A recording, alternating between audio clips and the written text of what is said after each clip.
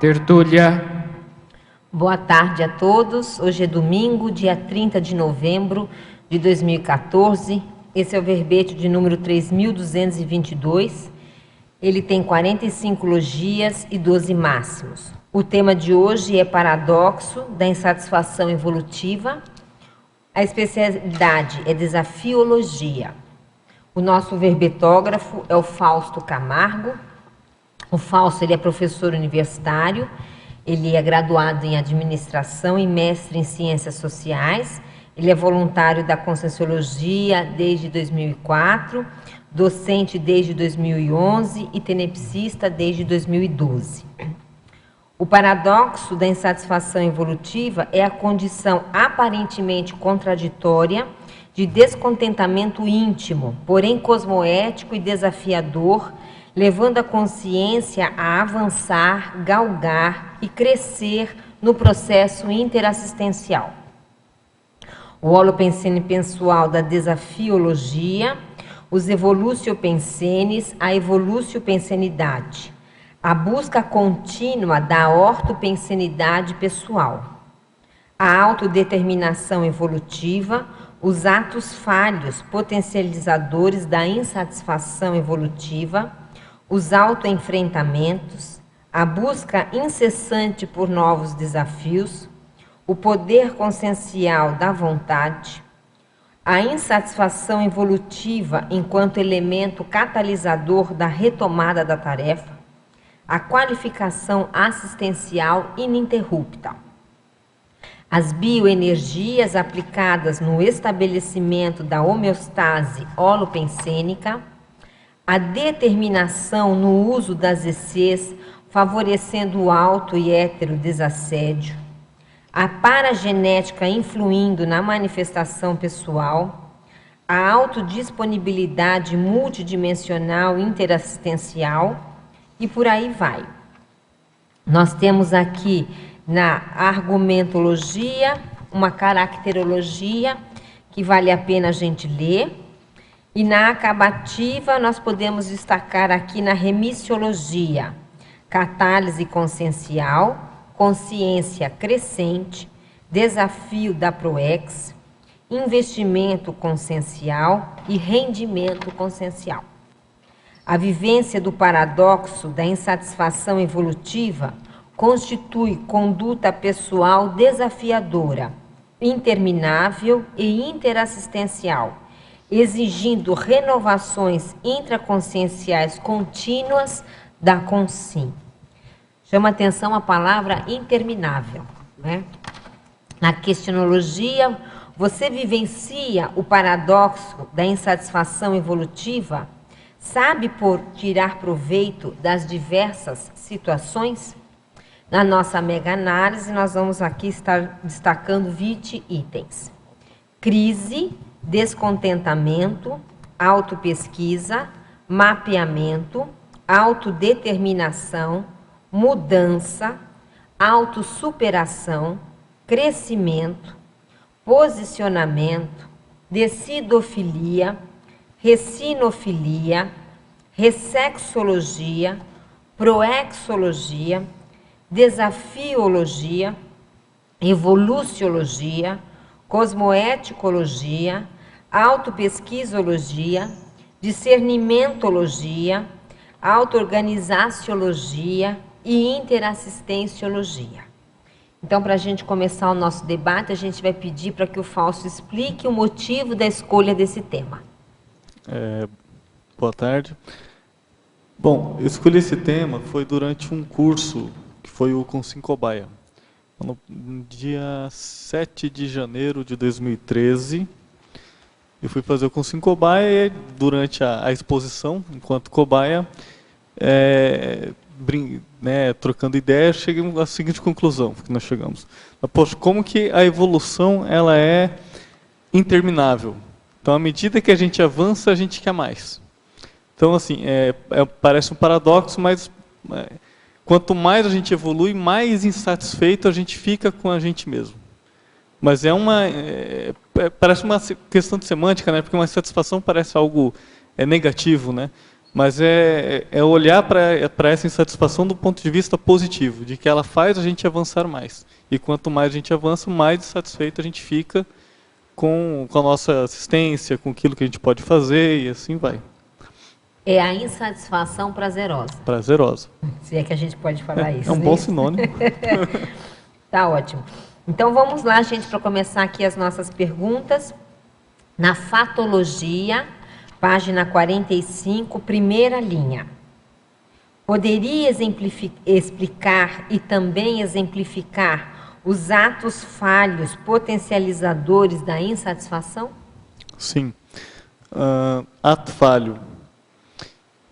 Eu diria que são nos nossos erros que a gente pode ver por onde a gente consegue crescer, são nos nossos erros que a gente vê onde a gente pode consertar para potencializar o nosso crescimento ou ainda otimizar ajudar a superar as nossas crises existenciais, promover as nossas reciclagens, porque é nessa falha, nessa insatisfação que a gente consegue perceber a nossa manifestação, onde a gente está errando.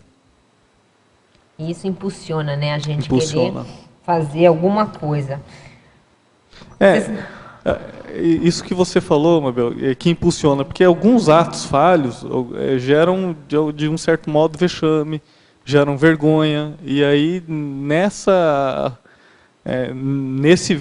ato vergonhoso ou vexaminoso a gente impulsiona, né? Você sabe que uma vez eu perguntei para o professor Valdo se ele se lembrava de como que ele se motivou a ter mais autodeterminação, se é que eu posso dizer motivar na autodeterminação. E ele disse assim, foi na hora que eu percebi as consequências dos erros pessoais. E aí eu não quis errar mais. E aí eu me determinei, eu trabalhei com a determinação para diminuir os erros, né? Que é o que você está falando aí dos atos falhos, né? O querer não errar. Isso é uma motivação, por incrível que seja esse paradoxo também que você está explicando. Na fatologia, página 45, quarta linha. Embora cada um tenha o seu, qual é o combustível da automotivação mais comum na CCCI? E na nossa SOCIM tão multifacetada? Agora te pegou, né? Então vamos pensar aqui, a gente até pode fazer uma pesquisa de campo. O Fausto fala e outras pessoas, se quiserem ajudar. Qual é o combustível da automotivação mais comum na CCCI? E agora? Ajuda dos universitários. Ela está falando lá, ela está sem microfone, mas ela disse exemplarismo. Você acha que exemplarismo é o que mais motiva as pessoas aqui? Um dos pontos importantes, vamos ver. A interassistência. A interassistência. Medo de errar de novo, assim, de levar outras Não querer brechas. melex. A fuga da melex. Não, fuga não, a evitação. A evitação da melex. Olha, cada um está com sua... Você agora, Fausto. Eu concordo com a Ana, acho que é a evitação da melex. Eu acho que vem o curso intermissivo. Quer dizer, estamos em convalescência, é isso? É que eu acho que vem o curso intermissivo, a gente sabe o que tem que fazer, e eu acho que esse medo, essa fuga de errar e não dar conta de fazer aquilo que foi programado. Entendi. Patrícia. Que eu vejo que motiva muito é quando a pessoa acredita em você e está vendo uma coisa que você não está vendo. Então, um dos poucos locais que eu vejo isso é aqui na CCCI. Aí você fala assim, não, mas mesmo a pessoa não acreditando, ela experimenta e ela vê que aquilo dá resultado. Então, esse bem-estar que eu vejo desse desafio, dessa mudança, então a gente vê muito isso, a pessoa chega achando que era tímida e ainda não tinha irrompido a consciência que estava dentro dela. Né? Então, a hora que você olha e fala, não, mas que isso, você é capaz, você é boa nisso, e a pessoa, por algum acaso, acredita e tenta. E tenta, né? Eu acho que essa é uma grande motivação. É uma retroalimentação, né? Acho que tem a ver com esse tema do Fausto. Quando as pessoas mostram os talentos da gente, às vezes, né, uma outra pessoa mostra, que é isso que a Patrícia está falando, e aí você tem que honrar também a confiança, né, que aquelas pessoas estão colocando. Aí você não pode, né, fazer feio. Pega o microfone para a gente. Agora sim. Alô? É que demora um pouquinho para ligar. Alô? Ligou? Não. Mas ligou para cima o botãozinho? Hello, hello. Tenta de novo. Alô? Alô? Agora sim, agora sim. É isso que eu também chamei de exemplarismo, né? Porque, na realidade, quando você vê que o outro consegue, você se questiona se você... Por que você não? Entendi. Né? Por que e você são não? os exemplos do nosso grupo, né? E tendo um líder como o Valdo, né, isso chama muita atenção da gente. Então, esse exemplarismo também eu acho que é uma marca. Ok. É a vontade. Vontade. Né? Você acha que é uma motivação, né? Agora, nessa pergunta também, Fausto, tem assim... Então, qual seria também o combustível na nossa Socim tão multifacetada? Aí eu também tenho uma resposta, Fausto. Na Socim? É fácil essa. Eu acho fácil, né? Não, sei. é fácil, mas vamos pensar. É na Socim, mas do ponto de vista da Socim? Eu acho que sim. É? Ele meio que, eu acho que essa pessoa aqui, ela quis fazer uma comparação entre as motivações desse grupo e as motivações das pessoas em geral. Mas é dinheiro, é poder. Poder. Para mim, que é dinheiro e poder é o que mais pega. Eu também acho que é por aí. Fala, Eucário. Não, era isso que eu ia dizer, que é a busca da satisfação do poder e dos recursos financeiros. O status, o papel social. Que Aquele trinômio, né, que o professor Valdo fala. Dinheiro, poder e sexo. Isso. Não é isso? Tem o trinômio também da posição, etc. Então tá. Vamos para a parafatologia agora. Página 46, terceira linha.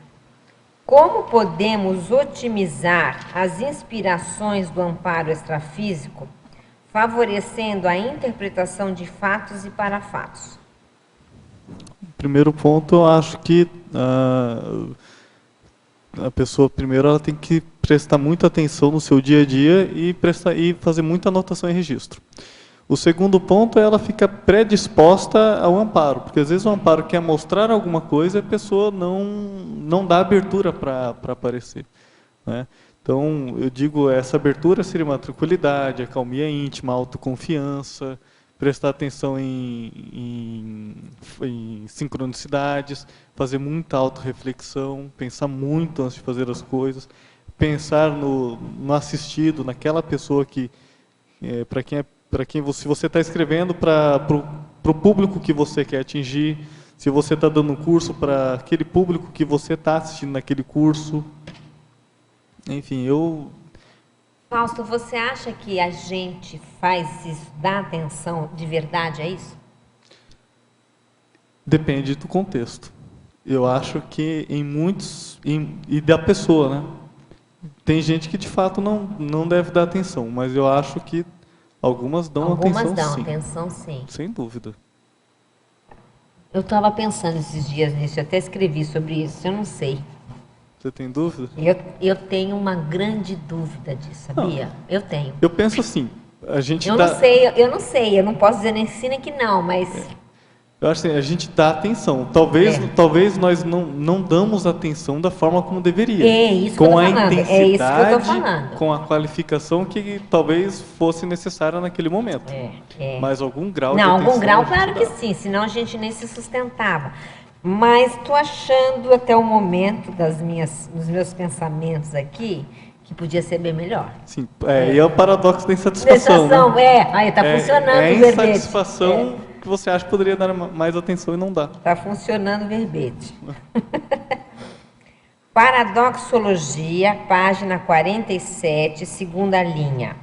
Como funciona o paradoxo desassediador? Na verdade, é um verbete, né? É um verbete do professor Valdo, esse paradoxo desassediador. E é aquele que diz assim, que quanto mais você desassedia, mais assediado você fica. Que é a mesma coisa do seu negócio. Quanto mais você evolui, mais insatisfeito você fica. Que é, mais ou menos é a sua ideia, né? Que esse paradoxo, para quem perguntou, é um verbete da enciclopédia que foi escrito pelo professor Valdo. Vou só fazer um break aqui, gente. Olha, hoje, para quem quiser, vai ter lá no Cine Cognópolis o filme Ágora.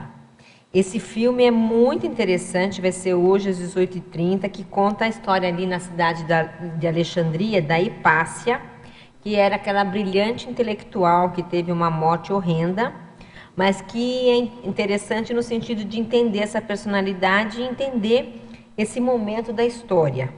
Então, quem tiver interesse, vai ser hoje, 30 de novembro, às 18h30, no Discernimento, e há depois um debate com o professor Roberto Laime, tá? Tá aqui a foto da Hipácia e do filme em si, né? Da capa do filme. Então, esse filme vale a pena. Não é um filme fácil de conseguir, não. Você não acha fácil por aí. Então, quem quiser, tem hoje. E depois tem um curso também, já que nós estamos falando de passado, esse final de semana, tem um curso aqui que se chama Clarividência Retrocognitiva, que é com o professor Epicom Pedro Fernandes. É um curso que vai acontecer dia 6 de dezembro de 2014.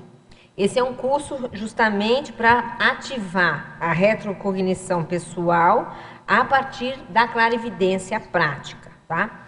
Quem tiver interesse, então o curso é 6 de dezembro, no Discernimento, das 15 às 19h30. Tá? Então está aqui também o folhetinho, Clarividência Retrocognitiva. É a primeira vez que se tem um curso desse aqui, né? A gente tem muito de clarividência no acoplamentário, mas acho que não teve até agora de retrocognitiva assim focado, né? Porque essa é uma atividade dessa IC que vai ser fundada agora em dezembro, que é a Consecutivos, que mexe justamente com esse tema, que é o tema de personalidades consecutivas. Pois não? Queria aproveitar, se você me permitir, já que nós vamos ter um filme sobre a Hipácia, hoje à tarde, às 3h, aqui no Tertuliário, na sala aqui embaixo, vai ter a fotopalestra sobre a Grécia, com Maximiliano, que vai apresentar vários aspectos da Grécia Antiga, né, e todo esse desenvolvimento político e tudo. É verdade, tem hoje, nós estamos na Holopensene em grego, então, tem essa fotopalestra aí da Grécia, muito bem lembrada. Então vamos lá, continuando, Fausto, na Fatologia, página 45, final da segunda linha. Como as anotações e registros auxiliam na viragem de mesa? Por exemplo, eu trabalho muito com planilha. Então eu faço minhas planilhas, às vezes eu imprimo elas e deixo lá 15, 20 impressas para eu ir anotando durante um mês. Então, por exemplo, tem uma planilha que fiz uma vez que era para fazer anotações dos equívocos. Então, chegava no final do dia, eu anotava todos os equívocos e erros que eu cometi naquele dia. Então, às vezes, um esquecimento, um branco mental, às vezes um erro mesmo, algum ato falho. Então, eu anotava o registro, o momento que se deu aquele ato que eu errei, e o elemento que causou aquele erro. Por que eu errei? Qual foi a causa daquilo lá? Às vezes se dá espaço, o tipo de pensene, o que veio na cabeça, se gerou um pensamento ruim, enfim. Então, um exemplo que eu posso dar é desse, eu chamei de equivocograma. É bom isso aí. Agora me conta, o que você faz? Aí, é interessante essa coisa das planilhas, mas aí você tem lá o seu registro. Como é que você funciona com esses registros? Qual é a funcionalidade? Que é interessante isso aí. Bom, aí você faz o quê? Tudo bem, registrei meu erro. E? Não, a ideia principal é registrei o erro depois de um período, por exemplo, 30 dias. Eu pego todas aquelas planilhas, eu vejo quais são os erros reincidentes. Ah, legal. Então, onde que eu errei e onde que pegou mais. Para trabalhar depois com a profilaxia. Com a profilaxia. Exato. É interessante aplicar uma isso técnica, aí. fazer uma reflexão. Eu tenho essa planilha de erros naquela história do CPC, né, que tem aquela história das planilhas dos erros, mas assim, eu nunca tinha feito a rescindência, né, dos mesmos, porque geralmente é um mega trafar que você vai olhar, né, você vai enxergar por trás daqueles erros um traço em comum, né?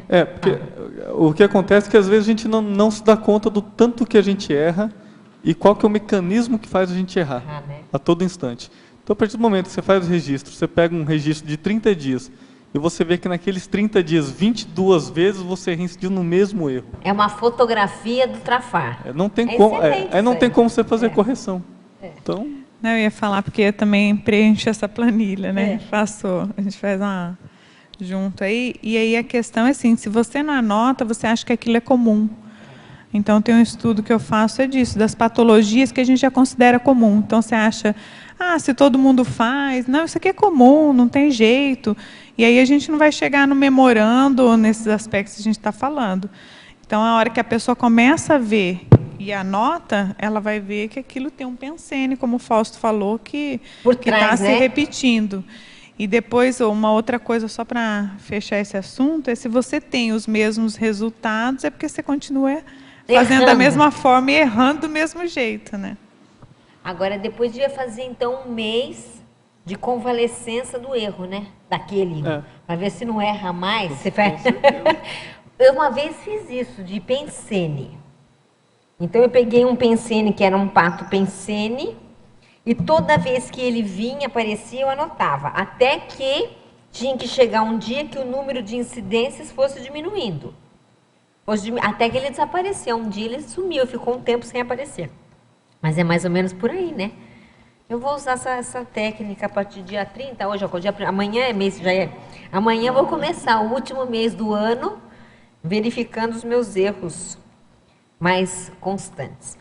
Paradoxologia, página 47, primeira linha. O paradoxo de o bom humor poder evidenciar insatisfação íntima. Pode detalhar a relação entre o bom humor e a insatisfação íntima? Sim. Aí eu vejo de dois pontos de vista diferentes. Uma pessoa que usa o bom humor como mecanismo de defesa do ego. Então ela utiliza o bom humor, faz a piadinha, usa da ironia para esconder justamente algum trafar dela, né? E o outro é a questão do bom humor evidenciar a insatisfação evolutiva. Que ele é insatisfeito, mas ele avança na assistência, avança cosmeticamente, e esse avanço deixa a pessoa mais bem consigo mesma. Aumenta o bom humor. E aumenta o bom humor. Dentro desse bom humor que você está falando aí, vamos supor, uma pessoa que tem a complexes, né? Você acha que cabe nisso? Sim, acho. A euforia, né? A euforia do complexo. Mas aqui o interessante é que ele colocou o paradoxo de o bom humor poder evidenciar insatisfação íntima. Isso me lembra a história do palhaço, né? Que ele faz aquela piada e depois ele chora no camarim, né? Tem aquela história da lágrima no palhaço, quer dizer, aquela Melim, mas ele fazendo piada o tempo inteiro, até para ganhar vida, né? Que dentro da Conscienciologia a gente sempre fala, se estiver tudo muito bom, tem que olhar porque existe alguma coisa errada. Errada, né? Então é bem interessante, né, esse paradoxo, para a gente começar a pensar nesses aspectos. Nisso. Né? E as pessoas querem fugir, às vezes, da insatisfação, mas pelo que a gente vê no verbete, a insatisfação ela é necessária, não é, Fausto? É necessária. Eu vejo ela como... Não tem como. Não tem como, como movimento impulsionador. Eu diria até que, assim, a gente brinca até às vezes, né, mas o serenão é o ser mais insatisfeito. E, no entanto, não precisa perder o equilíbrio, né? Você Exatamente. pode ser insatisfeito sem perder o equilíbrio. E, por exemplo, o que faz, por exemplo, um serenão como urbanizador, que já poderia ser uma consciência livre, continuar na condição de serenão? Será que é um questionamento, né? Acho que sim, porque senão ele já teria ido embora, né? Alguma coisa precisa terminar, né? Alguma insatisfação ele ainda tem. Algum preenchimento precisa ser feito, né? Alguma lacuna que ele ainda tenha, né? Porque na minha observação, o serenão ele também tem grados evolutivos. Claro, né? Claro. Então, de repente, ele não tem como passar a ser uma consciência livre, porque ele ainda tem algum grado que precisa ser revisto. E aí ele está na condição de reurbanizados, porque isso permite a ele, né, avançar, né, dar o pulo, dentro da percepção dele. E se eu puder depois fazer uma pergunta? Pode fazer. Tá. Você quer falar antes sobre isso? Fala antes, daí ela faz a pergunta. Que eu só ia complementar que, assim, no caso de um serenão, às vezes a insatisfação dele é justamente não ter conseguido dar assistência as pessoas com as quais ele foi grata, as pessoas com as quais ela é grata. Então, assim, no decorrer de todas as...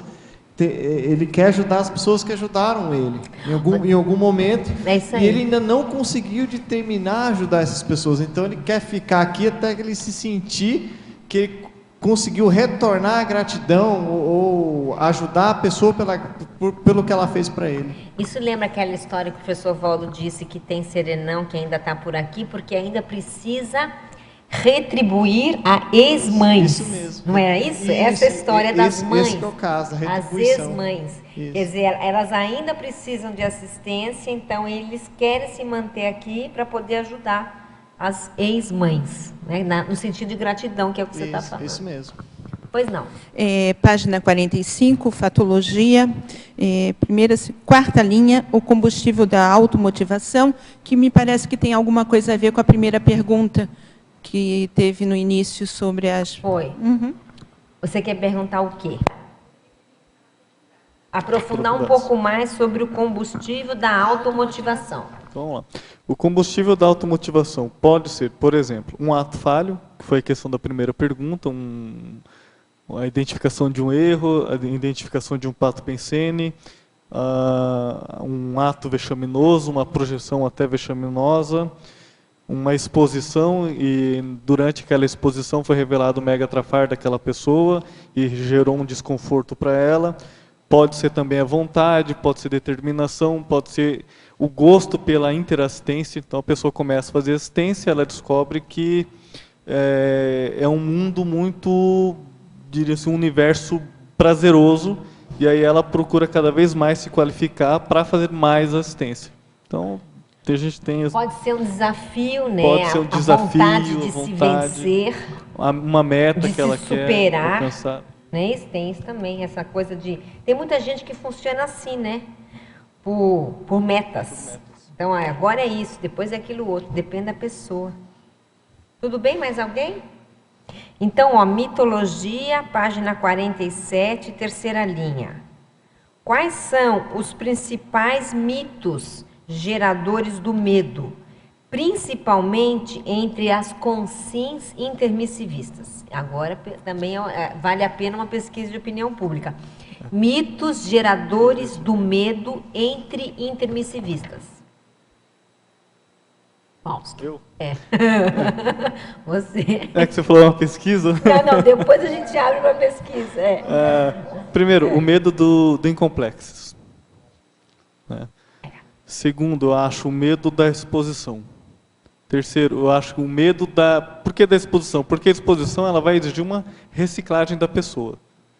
Então tem gente que não quer, que está na zona de conforto e muitas vezes não quer reciclar ou não vê um ganho na reciclagem. Então tem gente, enfim, né, que fica esperando alguma coisa cair do céu, que ela quer... a gente não tem pessoas que de fato não entendem por que não reciclam determinados traços. Porque assim, se você faz pesquisa, se você se conhece, você sabe onde que você erra, não tem por que você não Então, peraí, então, incomplexes foi uma, de autoexposição de autoexposição outra. Você ia falar mais uma terceira, ou impressão minha? A terceira que eu falei é com relação à reciclagem, né? Medo de reciclar. Eu acho que tem gente que tem medo de reciclar. De mexer naquilo que está confortável para ela.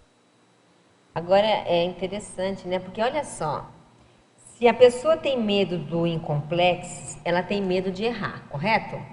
Mas se ela tem medo de reciclar, como é que vai funcionar as duas coisas juntas? É complicado, não é não? Não é uma trampa?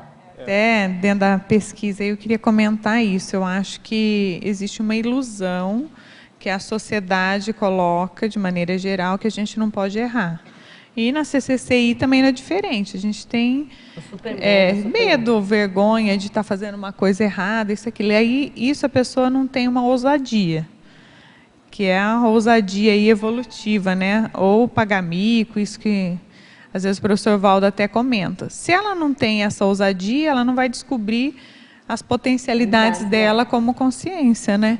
Então, eu acho que esse medo de errar, reforçando aí, eu acho que existe uma ilusão dentro da cabeça, a gente precisa pensar Isso é um mais. mito mesmo, né? Porque se a gente pegar a escala evolutiva, tá lá. Vamos supor que a pessoa esteja lá, sei lá, 30%, 35%, 40%. Significa que ela tem 60% de chances de errar, porque ela só conquistou 40%. Então, a probabilidade de erro nossa é imensa. É uma impossibilidade humana, se a gente for pensar. Então, é uma luta com uma coisa que até é impossível, louca, né? O que eu acho que fica esquisito é que aquela condição que a gente escuta às vezes assim, eu quero vivenciar a conscienciologia, mas não tanto, né? Então a pessoa fica no meio do caminho ali e assim, como a ideia é nova, nós também somos jejunos. Não tem como não errar e não tem como não ser ousado. Vai ter que ser ousado e vai ter que errar. Senão a gente não consegue ir para frente. Mas aí a pessoa tenta entrar ali mais ou menos não, que eu vou viver, já estou aqui mais ou menos, vou viver a conscienciologia, mas não assim, não tanto. É a síndrome da né? Gabriela, né? Eu nasci assim, eu sempre fui assim. Vou mais ou menos desse jeito. Vou desse jeito e não quer mudar. E é a questão, como o professor fala, né? 99% de transpiração. E 1% de teoria. Né? E o erro está nessa transpiração. Você erra para ter um pequenino acerto. Né? E é esse medo que precisa ser vencido. Alguém lembra de mais algum medo que não foi dito? Que a pergunta era os medos mais comuns entre as consciências intermissivistas. Alguém lembra de mais alguma coisa? Não? Então vamos passando. Fala aí. Patrícia lembrou de algo. O medo de não escrever, de não publicar o livro. Você acha que existe esse Eu medo? acho que existe. Mesmo a dificuldade, a pessoa cria um emaranhado dentro da cabeça que tem dela. gente que chega na Unescom com medo de escrever. Não é medo de não publicar. Pode ser que eu esteja falando do meu medo. Não sei, é mais profundo. É uma... Como é que eu vou explicar isso? É uma dificuldade íntima de sentar para escrever. O ato de escrever gera pânico. Eu acho que é um trauma. Eu acho que é um autoassédio, né, dessa pessoa. Ela diz que é como se ela estivesse indo para uma mesa de tortura. Eu já vi várias, não é uma só, tá, gente? Eu estou falando de várias pessoas que já chegaram na Unescom dizendo isso. Mas às vezes não é porque a pessoa exatamente já escreveu, errou, ou tem medo do que ela vai, da repercussão daquilo. Não, e tem, às vezes eu acho que tem medo do assédio, fantasia. Mas entendeu? eu acho que isso é um medo real entre a gente, que envolve a escrita. Eu também penso que sim. Não, eu tenho certeza que é real. Pois porque eu vejo na Unescom. Eu aqui, por isso que veio assim na minha cabeça, falei, nossa, isso é muito forte entre a gente, ou medo de escrever, ou medo de não publicar. De não chegar Mas lá. isso é E outra, tem gente que polêmico. tem medo de escrever bobagem, coisa que também, isso é ilógico, porque a revisão pega isso. Então, esse medo de escrever bobagem, eu acho que tem que tirar. O resto tem que ver como é que funciona. Mas o que eu vejo, né, nesse medo de escrever, principalmente aqui, né, vamos supor, é que quando você vai escrever um livro de consciologia, você tem que expor sem inconsciencialidade. Aí a pessoa ela não quer exposição, não quer se abrir, ou ela não quer que as pessoas vejam que ela também possui trafares, que todo mundo tem saída, né? Ela não quer, ela fica com medo de escrever, porque a inconsciencialidade dela vai ser exposta, muita gente vai ler o que ela escreveu e ela fica com medo daquilo da repercussão das pessoas lendo a respeito dela. Que por mais que seja uma coisa que pareça que não vai, mas ela vai ter que se expor de alguma forma, ela vai se expor. E aí a pessoa não quer se expor. Isso é fato. Mas eu acho que tem um medo mesmo que lembra o passado. A pessoa escreveu alguma coisa e traumatizou, foi punida, ou escreveu bobagem mesmo, teve melex, e ela teve melex por aquilo que ela escreveu. Aí qual que é a saída? Fausto, qual é a saída, Fausto? Escrever. Aí não tem saída, não tem outra. Não, é o autoenfrentamento mesmo. Que é um autodesassédio, né? É o autodesassédio. Eu acho, bom, enfim, você escreve e aí você publica, claro, aparecem teus erros, mas o processo da escrita vai fazer com que a pessoa se veja e com que ela recicle também. Isso. Ok? Ela reciclou, aí vem o paradoxo de novo, porque ela vai querer publicar outro livro. Ela Não, vai querer você sabe aprofundar que, mais. eu vou ser bem honesta, eu vou falar, eu tenho 2 livros publicados, você vai falar assim, você está satisfeita? Nem um pouco. Nem um pouco. Você quer sempre mais. Esse seu verbete é perfeito para isso, porque as pessoas acreditam que você vai publicar um livro e vai falar, Acabou. caracas, não é nada assim, Tá começando, não. né? Não, aquilo vai, e você sabe que você tem que fazer mais, então é ilusório. Não, eu diria também até pelo próprio processo da inspiração da escrita. Que na hora que você senta, forma aquele campo, você percebe o amparo, você percebe a ortopensinidade tua que melhora, e aí você começa a transpor aquilo no papel. É fato. Então, acaba sendo também um processo prazeroso, gostoso, confortável. Tem que ser. Tem que ser. Enquanto não é, a pessoa não passou o gargalo. Exato. Se a escrita ainda é para você ou para mim uma tortura, é porque nós não passamos o gargalo. E acaba sendo medo, porque é ilógico. É, Então, a partir do momento que a totalmente. pessoa vivencia isso, que é como do teu caso, já escreveu 2 livros, você vai vincando cada vez mais esse holopensene, você quer mais. Exatamente. Não, e você tem que fazer, não é só você quer, você tem. Você tem que É horrível, né? Mas é verdade, você tem que fazer mais. Fausto, Mabel, só um Pois minutinho. não. Aproveitando que vocês estão falando nisso, tem os mitos ilusórios da intrafisicalidade, logo depois dos mitos geradores do medo.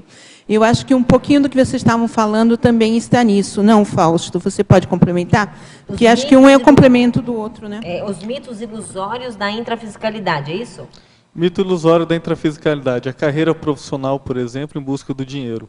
Então, a gente pode ter, por exemplo, um intermissivista, o cara é super bom, o cara às vezes é um gênio, ele entra numa academia e não dá conta de sair de lá. Pela ilusão do status que a academia dá, pela ilusão do dinheiro que a academia vai trazer para ele, o prestígio da academia. E, bom, isso aí é um ponto da carreira profissional. Dá para falar de vários. A gente vê isso até falando de livros mesmo. A gente tem 99% dos best-sellers são uma porcaria. A gente pegar para ler. Então, é um mito. Como pode ser? O cara, às vezes, é aplaudido no mundo todo, você vai ler, você não consegue terminar de ler. Às vezes é complicado mesmo. É ruim mesmo o livro. De conteúdo, eu digo, né? Não acrescenta, né? Não Carlos, acrescenta. você queria falar alguma coisa? Querendo falar e não querendo falar. Não Falando, tenha medo, meu. mas é o caso aí da questão do mito da escrita do livro ser algo inalcançável. Mas uma hipótese, então, da pessoa escrever e o livro não ser publicado, ser rejeitado, não dá uma insatisfação também? Como fazer para isso? Dá, mas aí eu acho que é bem aquilo que a Mabel falou. Aí você tem que ver o processo de revisão. Aquele processo de revisão tem que servir para a pessoa crescer. É que tem gente que no processo de revisão, que aponta o erro, aponta a falha, ela pira, né? Ela fica brava mesmo. Tem gente que fica irritada. Mas se a pessoa Tem gente que não gosta de ser simples, corrigida. É simples, não sabe escrever, é a primeira tentativa, é a experiência da vida dela, ela escreve mal.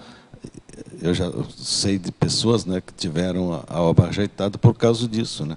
O que fazer? Se é incentivado a ela escrever e depois ela recebe ou não, dá uma insatisfação.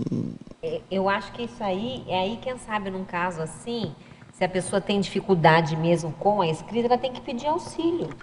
O que não pode, que eu acho, Carlos, no meu modo de entender, é a pessoa abandonar.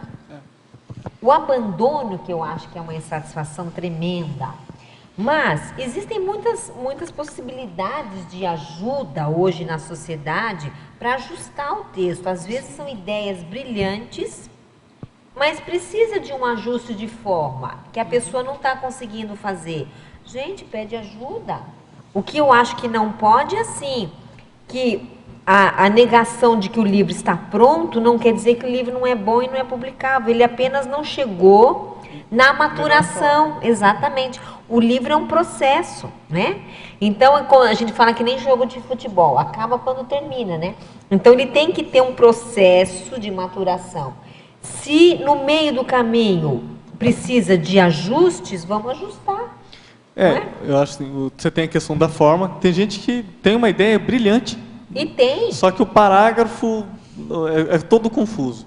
Então você precisa dar uma forma para ela. Exato. E tem gente, e outra questão que a revisão ajuda é que às vezes é distorção de conceito. Também. Mas é a pessoa fazer, é enfrentar e fazer. Eu acho melhor você publicar, você passar, que sejam 10 anos revisando um livro, do que você passar 100 anos numa Melex. Eu também acho isso. Não, e outra coisa, né? É assim que isso eu penso várias vezes. Uma vez, a primeira vez assim que isso caiu mais a ficha, eu fui escrever uma aula sobre paratecnologia no curso de assistenciologia. E aí, no Homo Sapiens Urbanizados, tem técnica para o que você quiser. É uma sessão grande até, tem mais de 100 técnicas. E principalmente na área da escrita. A gente não vai poder falar aqui, pelo menos na CCCI, eu vou falar em Foz do Iguaçu, que a gente não teve oportunidade de escrever, né? É o local, o Holopensene, que mais tem possibilidades, pessoas que escrevem, pessoas que podem auxiliar nesse processo da escrita.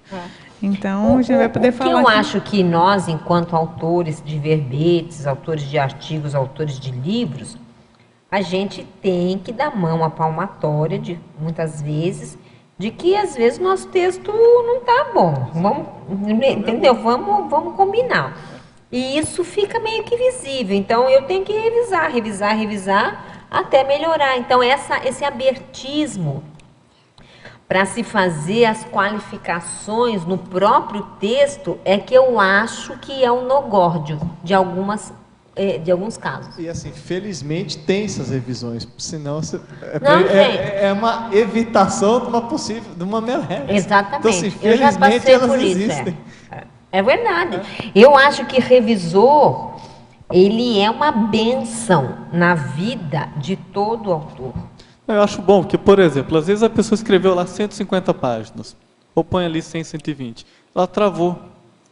E ela trava. Uma revisão, uma leitura de um segundo, de um terceiro, de uma quarta pessoa, pode dar ideias que ela nunca tinha pensado. Lógico. Lá na Unescom, por exemplo, a gente tem um serviço de assessoria, que a gente foi qualificando com o tempo. Às vezes, se o livro não está pronto, não está bom, vai escutar. Não precisa ser só na Unescom, mas vai escutar um outro autor. O que você acha? Você acha mesmo isso? Você concorda com esse parecer? O que você acha que pode ser melhorado? Pronto, e vai para frente, né? Agora, o que não dá, né, Elcardio? A gente, é o que ele falou, parar e depois se arrepender. Agora, o Elcardio é o autor que mais livros tem dentro da Conscienciologia. Quantos livros você tem, Elcardio? Não. 18? Agora 19. 19 livros. Ele tem 19 livros publicados. Literatura. Tá satisfeito? Você está satisfeito? Não. Está vendo? Não cheguei na Mega Gescom ainda.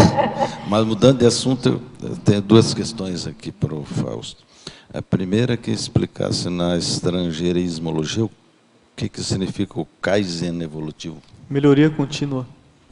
Melhoria contínua. Explica esse negócio aí, o que é. O Kaizen vem da qualidade na administração, que eu sou administrador, né? Isso aí vem da qualidade total, programas de qualidade. E o Kaizen ele significa justamente a melhoria contínua, porque a qualidade ela busca melhoria contínua incessante para melhorar o próprio processo da empresa. Aqui eu coloquei aqui para a gente no paradoxo, porque o paradoxo é uma situação paradoxal que faz com que você melhore continuamente, só que de um ponto de vista cosmoético evolutivo. É porque soa diferente de Kaiser, né?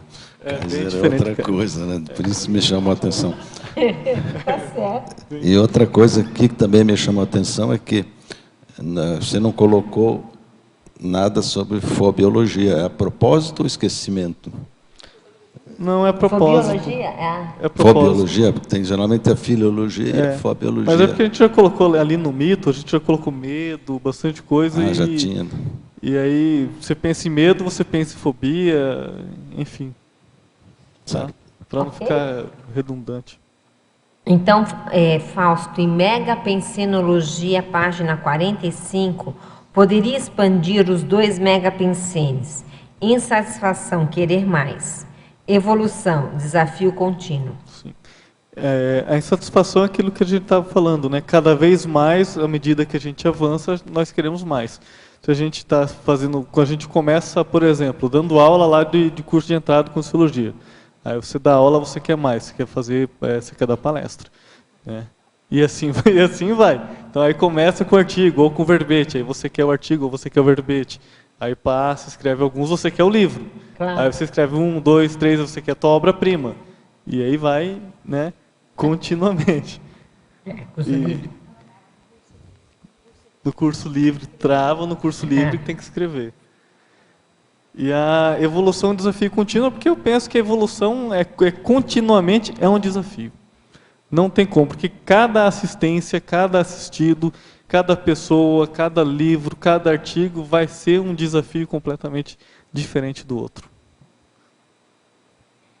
Porque senão também não fosse assim, para que Não tem viver, graça, né? né? Vamos combinar? Ia ficar, né? É melhor não existir, né? Já que inventaram a gente, ó. Não viu, não. Não tem novidades. Mas, Pensenologia, página 45, terceira linha. Poderia aprofundar e exemplificar a busca contínua da ortopensenidade pessoal? Sim. Isso vai ao encontro também daquilo que a gente falou das anotações dos registros, do equivocograma. Tinha uma outra planilha que eu fazia que era o irritacionograma. Eu anotava os gatilhos que me faziam irritar no dia a dia. Tem pensene, enfim, tem uma série de fatores, né? Você perde a paciência, né? O que faz você perder a paciência? Quais são esses gatilhos? Por que isso? Porque se eu quero evoluir, se eu busco a ortopensenidade, eu tenho que fazer correção à profilaxia, à convalescença, enfim, aplicar técnicas para manter essa ortopensenidade pessoal. Que é engraçado, às vezes a gente faz curso de campo, curso avançado da Conscienciologia, aí sai todo mundo alegre, sai todo mundo sorrindo, com aquela aura enorme, né? Todo mundo ortopensene, lá em cima passa 3, 4 dias, cai, né? Vira abóbora. Né? Então é isso, vocês têm aquela experiência, experimenta aquilo, vivencia aquilo, e aí você quer se manter daquele jeito continuamente. Fatologia, página 45, terceira linha. Poderia falar a respeito da constante mudança de patamar e, a seguir, a busca incessante por novos desafios? Ok. Constante mudança de patamar. É aquela história, né? As pessoas estão há mais tempo aqui, eu acho, em Foz do Iguaçu ou na própria Conscienciologia, costumam brincar, eu 10 anos atrás eu era outra pessoa. Porque ela vê que se ela faz uma linha do tempo, ela vê o quanto que ela veio mudando constantemente. Às vezes o problema nosso que eu vejo é que a gente quer fazer aquela mudança brusca, rápida, né? E aí, ninguém muda rápido, a mudança ela é lenta, ela é gradual. Então é passo a passo, é conta-gota. Eu vejo assim. Eu vejo porque eu mesmo já quis. Às vezes a gente quer abraçar o mundo, quer furar fila, né? Evolutivamente furar fila, né? Só que a gente não consegue, a gente dá com os burros na água, bate com a cabeça na parede, e a gente vê que o processo é conta-gota mesmo, uma coisa de cada vez. Só fazer uma pergunta para o Fausto aí para aprofundar, porque eu vejo que tem como que a pessoa pode lidar com esse processo de comparação, né? Que ele falou furar fila, acho que a gente fica comparando muito um com o outro. Como é que se dá para a pessoa sair disso e focar nela, né? Não sei. Eu acho a comparação, eu não acho ela saudável, o primeiro ponto é esse, só que eu vejo que na SOCIM é muito comum e a gente é educado, a gente acaba adquirindo o hábito dessa comparação. Por que eu não acho que é saudável? Porque a comparação ela é um movimento de competição. E no movimento de competição você sempre sai perdendo. Ou você ou a outra parte, porque alguém tem que sair perdendo. Você está competindo, você está comparando, né? Então eu não acho saudável por isso. Então eu acho que comparar não é legal, nem um pouco. Comparação é saudável quando é consigo mesmo. Quando é consigo mesmo, sim, de fato. Mas eu estou pensando aqui, se não existe a condição, mas aí você vai precisar ter muita maturidade, né? De você enxergar o outro como um modelo.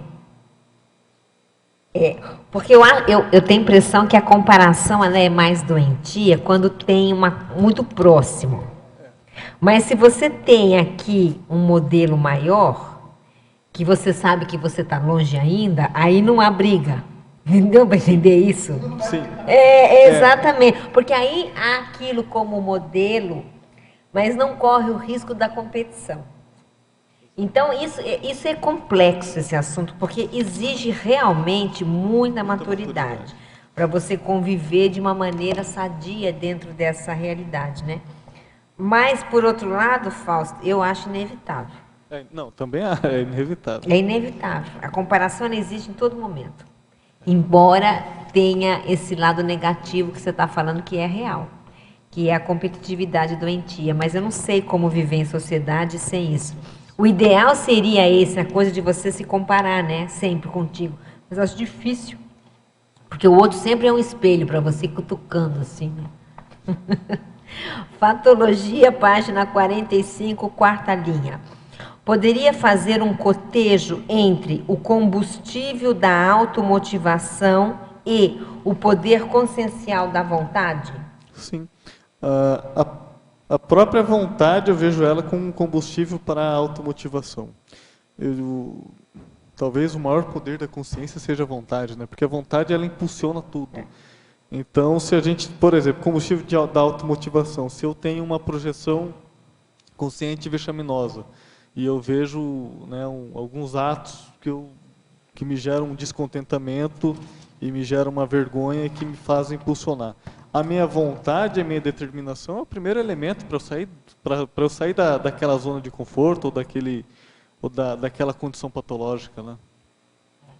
Você me lembra o livro da Dulce, né? Da professora Dulce, que é vontade. A consciência inteira, que é bem isso que você está falando, né? A base de tudo. Fatologia, página 45, quarta linha. Não, perdão. Fatologia, também página 45, final da quarta linha. Poderia discorrer sobre o descontentamento promovido pelo boavidismo? Sim. Essa é boa, né? Essa é ótima. É paradoxal, né? Tem gente que diria assim, que para Socin, o boavidismo representa uma vida muito boa, né? Então tá aquela pessoa lá na praia, tomando aquela água de coco, de sucesso, empresário, é verdade, né? Um status, um papel social, mas a gente vai ver, passa anos, fica naquela mesmice, e a gente não vê o íntimo daquela pessoa. Então, às vezes, aquela pessoa está ali há 30, 40, 50 anos, é uma pessoa de sucesso no Socin, mas intimamente ela tem um descontentamento, uma insatisfação tremenda com ela. A idessoma, daquela melinha, aquela melex, é enorme. Então é por isso, esse descontentamento promovido pelo boavidismo. A partir do momento que a gente descobre que o boavidismo, né, que a gente vivencia, que o boavidismo não é nada bonito, não é nada agradável, como a Socin pensa, a gente sai dessa zona de conforto e esse descontentamento, ou essa insatisfação, faz com que a gente supere crises, né? Eu vejo dessa forma, o descontentamento é nesse ponto de vista. Em Fatologia, página 45, final da quinta linha. Gostaria que comentasse a insatisfação evolutiva, materializando GESCONs, por meio do acúmulo de experiências ao longo do tempo. Aí vem a pergunta. Você já começou a redigir sua obra-prima? Obra-prima não. Isso foi uma facada. Obra-prima não, né? Vamos pegar leve. Mas vamos começar aqui. A primeira pergunta é: comentar a insatisfação evolutiva, materializando GESCONs por meio do acúmulo de experiências ao longo do tempo. Ok, então vamos lá. Primeiro, a gente está falando de planilha, de anotação e registro. Então, por exemplo, eu posso ter um armário com 2 anos de anotações de experiência e registros. Primeiro ponto é esse. Isso aí, com certeza, aí a gente pensa, né? Como que essa insatisfação evolutiva, por que ela ainda não foi materializada numa GESCON se eu tenho um armário de anotações guardados na minha casa? Primeiro ponto é esse. Segundo ponto, se eu tenho esse armário guardado na minha casa com esse montante de anotações, por que ainda não sou desperto? Né? Por que essa insatisfação ainda não me gerou essa pergunta difícil que você está fazendo. Eu tenho que... Eu me coloco nesse bolo mesmo e me complico nessa história. Mas é verdade, não tem como não gerar isso, né? Porque é um acúmulo de experiências. Então, o que falta para a gente materializar esse acúmulo de experiências? Então, quando eu coloquei esse descontentamento evolutivo, foi nesse sentido. Essa insatisfação evolutiva, você registra, você faz, você escreve, você anota. Então, é só pegar, eu diria, né, organizar o material, sistematizar, esquematizar o material, fazer a análise daquele material, seja por comparação, enfim, por reincidência de fatos, de atos, e começar a materializar na GESCOM. Agora, Fausto, o que você acha que falta? E se isso acontece com a pessoa, o que falta? Eu acho que falta priorização. Priorização, né? Eu acho que para o intermissivista, e eu me coloco nesse meio, o que mais falta é prioridade. Que a gente acaba disperso, acaba fazendo uma série de coisas, então vai voluntariar em 3, 4, 6 diferentes. Né? Aí pronto. Aí, não tem tempo para escrever, já começa por aí. Não vai ter tempo para escrever mesmo, desse jeito não vai ter. Então, é prioridade. E é aquela coisa, né? Se eu sou intermissivista, eu tenho 2 prioridades básicas. Fala, quais são? A dispersidade e a GESCOM. Não tem como. Tem que escrever. Não, eu gostei. Se você reconhece que você é intermissivista, você tem que... Claro, você está certo. Você tem que reconhecer que você tem que sair dessa desperto. Tá bom. Gente, olha, o paradoxo aumentou agora, não é isso? Então vamos. Tá todo mundo nervoso agora, Fausto. Quer dizer, a dispersidade e a mega GESCOM, é isso, né? É a mega GESCOM. Tá ótimo. Parafatologia, página 46, quarta linha. Poderia comentar a paragenética influindo na manifestação pessoal? Sim, eu diria que a paragenética é o nosso jeitão de funcionar milenar. Né? E a partir do momento que a gente descobre esse nosso jeitão de funcionar, multimilenar, multiexistencial, a gente vai ver que ela, no nosso dia a dia, aquilo que pode otimizar as nossas realizações aqui. Eu vejo desse jeito. E aquele jeitão milenar que a gente tem ruim, são aqueles trafares, que a gente pode superar também. Você sabe que essa pergunta me fez lembrar o nosso baile. Porque a paragenética, a pergunta, olha, poderia comentar a paragenética influindo na manifestação pessoal? Tem tudo a ver com essa história do baile retrocognitivo. Tem. De você assumir aquele papel, né? Você assumiu o teu papel de vidas anteriores, você assumiu o teu temperamento. Temperamento, se ele é o que menos muda, e eu sei como que eu funciono, então eu tenho que assumir, né? Que eu tenho trafor, que eu tenho trafar, que eu tenho trafal. Papéis que a gente teve, Os né? papéis que a gente teve. E a GESCOM ajuda a gente a fixar essas reciclagens que a gente fez, né? E provavelmente no passado a gente engavetou muito, né?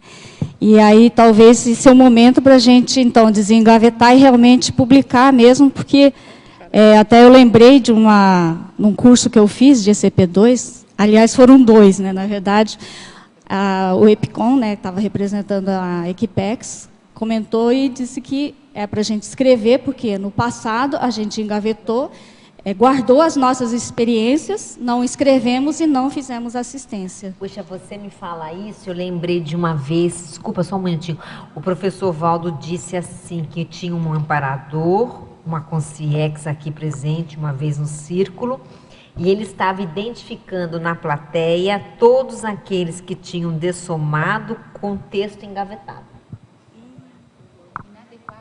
Engavetado. E ele, consciex, estava olhando, quais são as consins hoje que no passado tinham dessomado, que é o que ela está falando, Sim. né? Com texto engavetado. Então já é um auto-revezamento de renovação da nossa própria paragenética, né? Sem dúvida.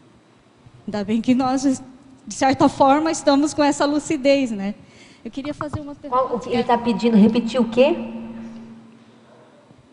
Não. Um amparador, uma consciex estava aqui presente um dia no círculo mental somático e ele comentou que existiam pessoas naquele dia na plateia que já tinham dessomado no passado com texto engavetado. Ou seja, não tinham publicado o que tinha escrito. Estava com muito texto, mas não tinha publicado.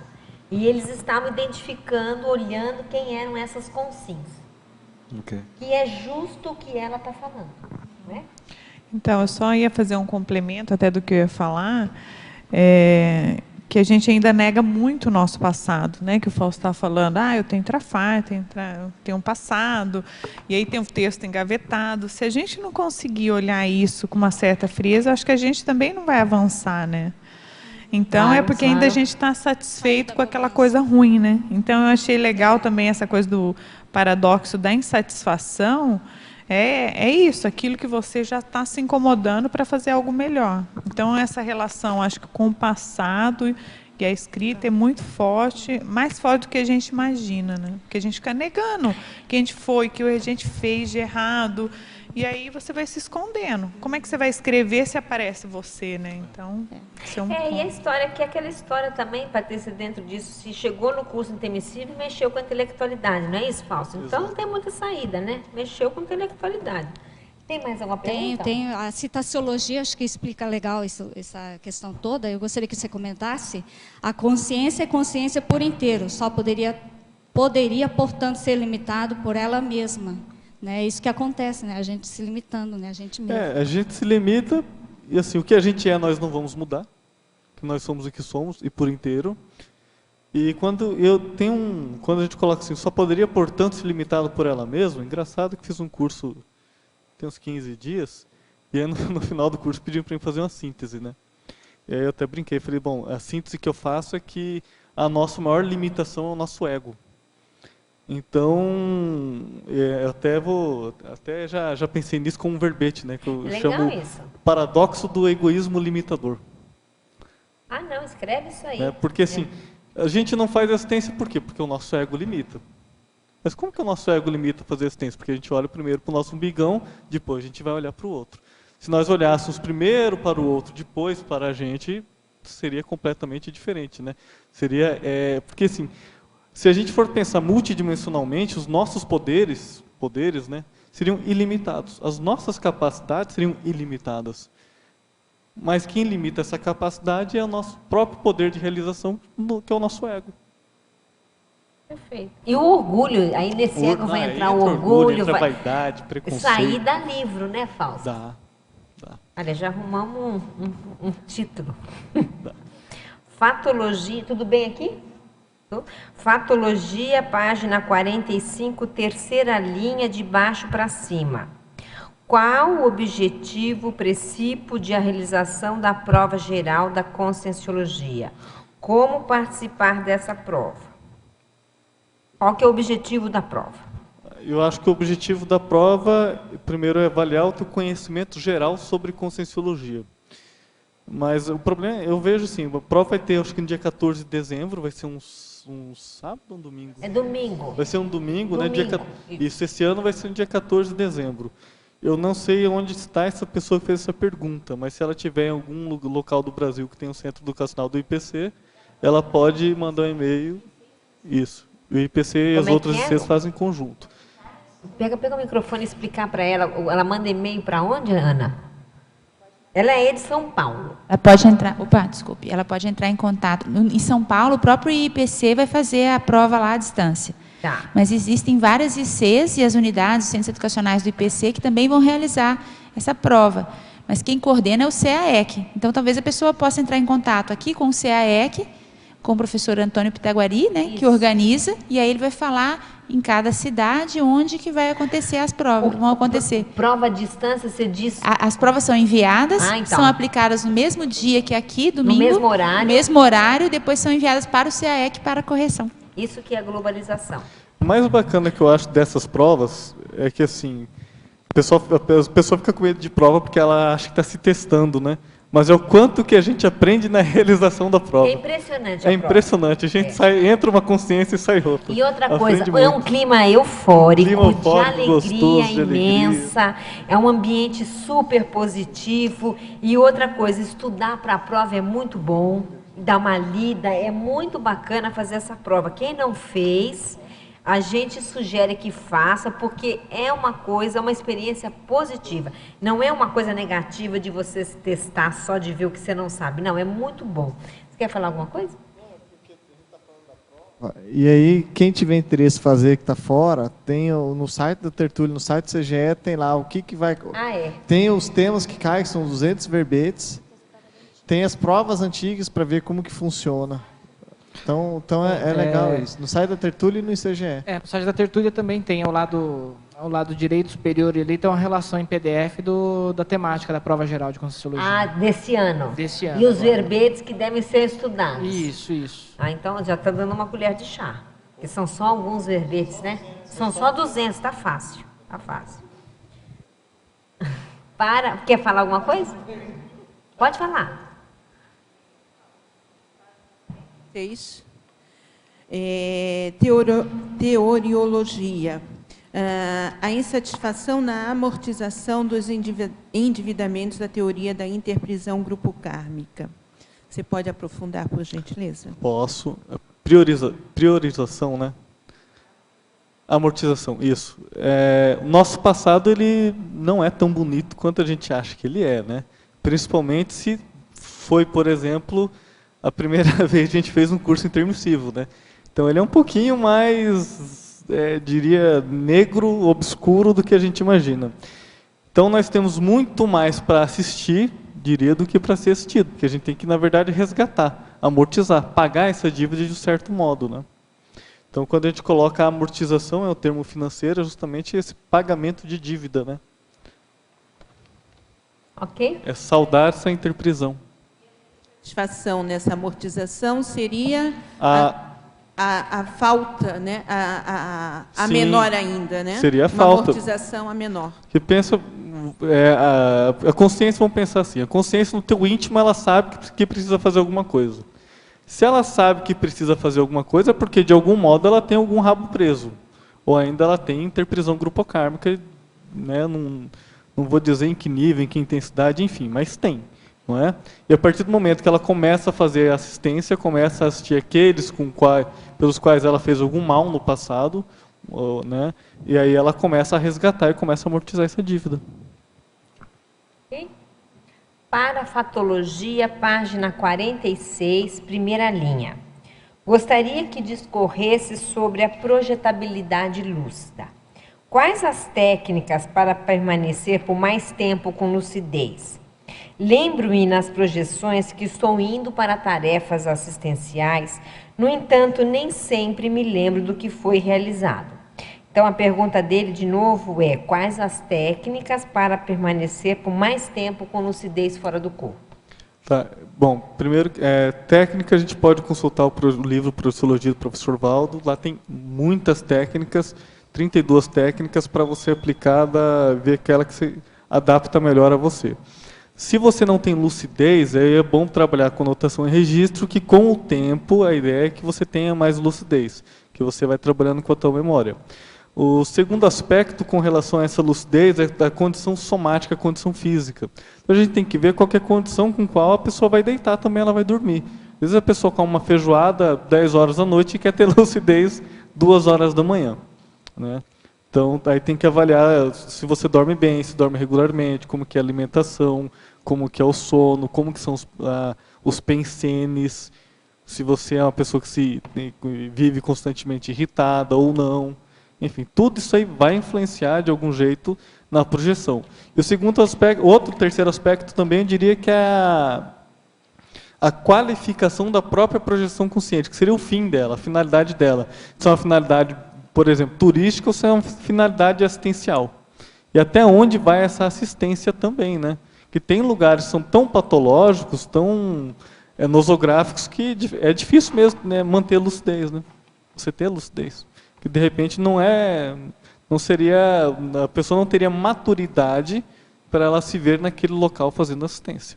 É que dentro do que está colocando, um aspecto importante é a pessoa saber como é a memória dela, né? Porque se aqui ela não tem uma boa memória no extrafísico para trazer para cá, vai ser pior ainda. Então, acho que a lucidez, além de tudo, tem a ver com o trabalho de memória, com como que ela funciona a memória dela. Então, ela tem que, além das técnicas, tudo, se ela não tem uma boa memória aqui, dificilmente ela vai ter uma boa rememoração extrafísica. Era isso. Tânia, você tem alguma pergunta?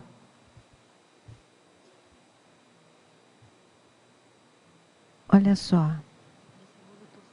Isso, aqui na página 46, na parafatologia, 1, 2, 3, 4, sexta linha de baixo para cima. O segundo tempo do curso intermissivo, enquanto elemento teático transformador de líderes. Você já discutiu isso?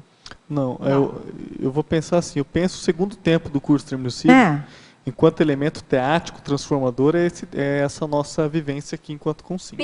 Explica melhor esse tempo, porque às vezes tem gente que não tá lembrando. Os tempos do curso, você lembra? Espera só um minutinho que está pegando. Tem um verbete na enciclopédia de autoria do professor Valdo Vieira que chama Tempos do Curso Intermissivo. E aí ele separa em 4 tempos. O primeiro tempo é o preparatório, extrafísico, é quando a gente fez o curso intermissivo. O segundo tempo é o executivo, quando a gente ressoma e começa a realizar a PROEX. O terceiro tempo é o distributivo, no final da vida humana, quando a gente já está chegando no completismo e começa a assistir as pessoas para encaminhá-las para um futuro curso intermissivo dessas outras consins.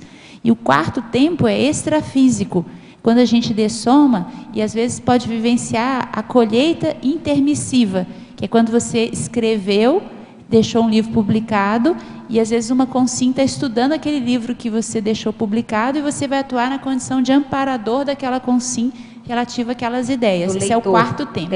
Então ele está falando agora do segundo que tempo, é o executivo. O executivo. Tá. A gente fez o curso intermissivo, ressomamos, tivemos contato com a conscienciologia, nos sentimos insatisfeitos evolutivamente e começamos a escrever, a reciclar, a superar crises, a própria defesa de verbete, aí vem um livro, aí vem a Mega GESCOM, e aí essas reciclagens, de algum modo, vão gerar algum tipo de público, não é, para o qual nós vamos fazer assistência. Então, de algum modo, isso aí vai catalisar, vai transformar e vai ajudar a pessoa a se tornar um líder, né? Muito obrigada. Okay. Em tecnologia, página 46, segunda linha. Poderia relacionar a técnica exaustiva das 50 vezes mais com o tema do verbete? Sim. Vamos pensar ali por exemplo, no próprio estado vibracional, né?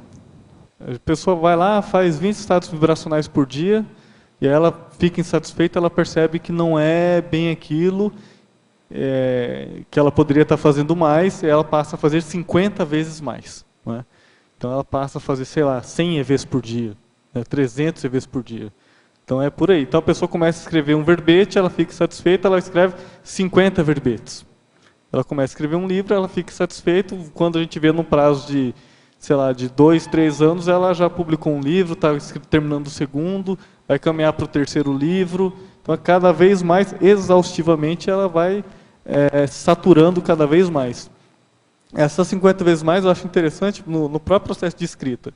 A pessoa vai escrever lá, vai procurar sinônimo e antônimo. Procure em 50 dicionários diferentes, sinônimos e antônimos da palavra, por exemplo, paradoxo. Ela vai exaustivamente procurar e é positivo que ela vai aumentar também o arcabouço, né, intelectual dela. Então é tudo positivo, a pessoa só vai ganhar. Quando exaustivamente ela vai procurando eliminar todas as brechas, as lacunas que ela poderia deixar. Legislogia, página 47.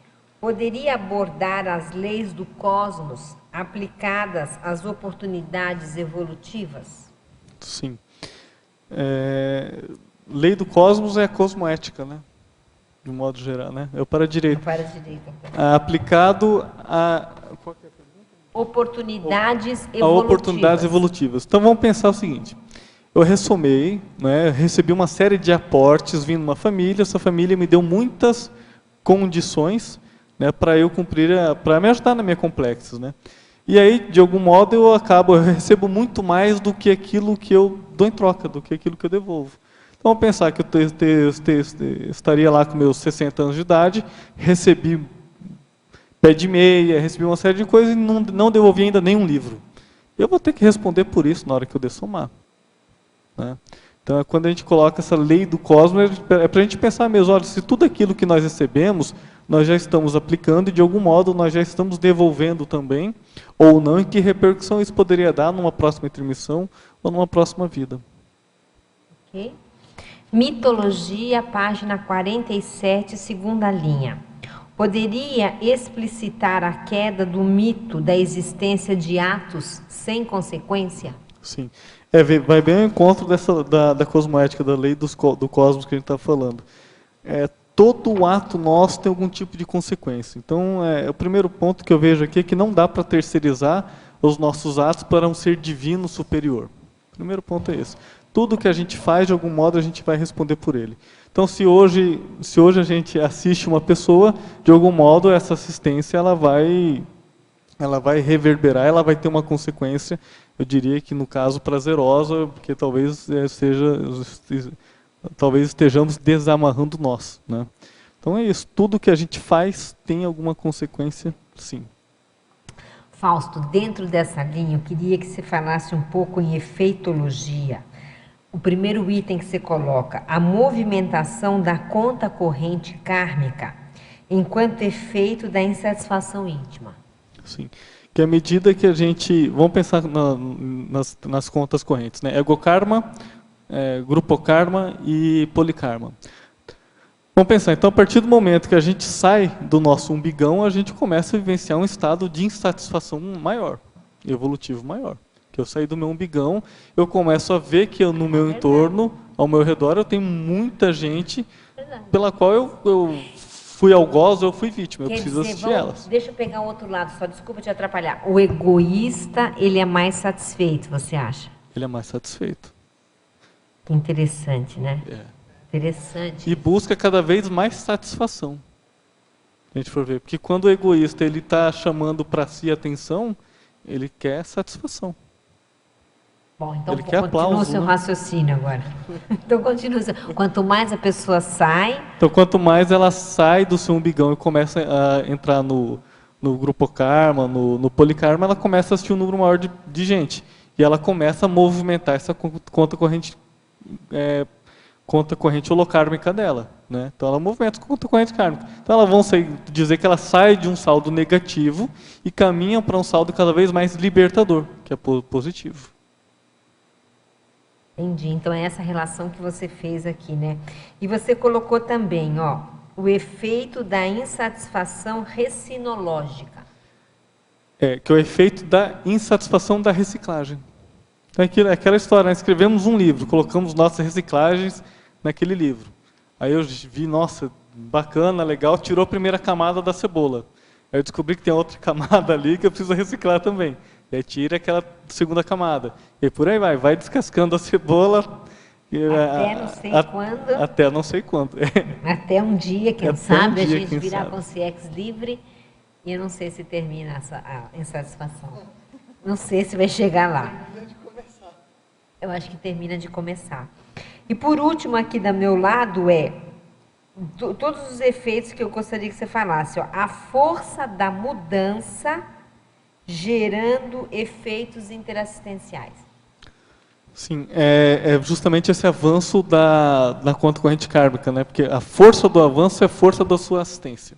Então, cada vez mais que você se qualifica, você faz mais assistência, você acaba ganhando mais autoconfiança, mais segurança, mais traquejo, vai ficando mais maceteado na própria assistência.